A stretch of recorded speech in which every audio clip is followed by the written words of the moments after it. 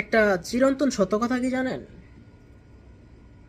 যখন আওয়ামী লীগ সরকার ক্ষমতায় ছিল তখন মানুষ বলতো কি জানেন, আওয়ামী লীগের লোকেরা, আওয়ামী লীগের সব মানুষই বলতো, আপনাদের হাতে এই মোবাইল ফোন কে দিয়েছে? আওয়ামী লীগ সরকার। রাইট, এভাবে বলতো। তো তারপরে চিন্তা করেন, আওয়ামী লীগ সরকারের ক্ষমতা কে নিয়ে গেছে? এই মোবাইল ফোন। কথাটা মিলিয়ে দেখেন, একসময় যখন প্রথম ক্ষমতায় আসে তখন অত একটা মানুষ বেশি মোবাইল ফোন ইউজ করতো না, জানতো না, অনেক কিছুই বুঝতো না। মানুষেরা মোবাইল ফোন দিল ঘরে ঘরে, চালাক বানাইলো, মানুষ প্রতিবাদ করা শিখলো,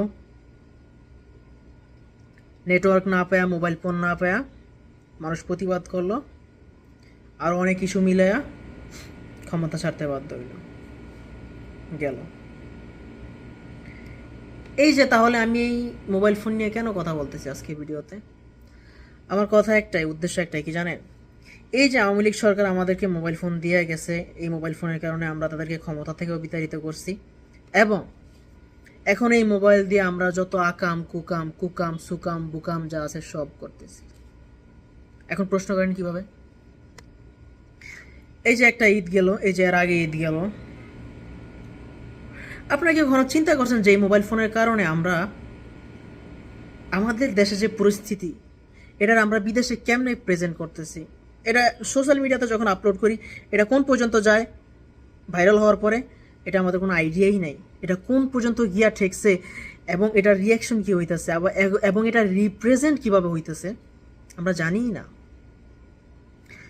এই যে ঈদের সময়গুলোতে যানবাহনের যে ভিডিওগুলা করি, আপলোড করি,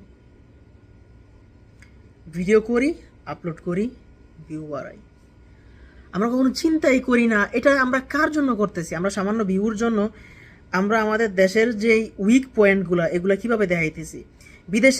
বিদেশ থেকে কি উইক পয়েন্টগুলো দেখা আপনাদেরকে টাকা দিতেছে? অবশ্যই না। কোনো সাহায্য করতেছে? অবশ্যই না। আপনাদেরকে ছোট চোখে দেখতেছে।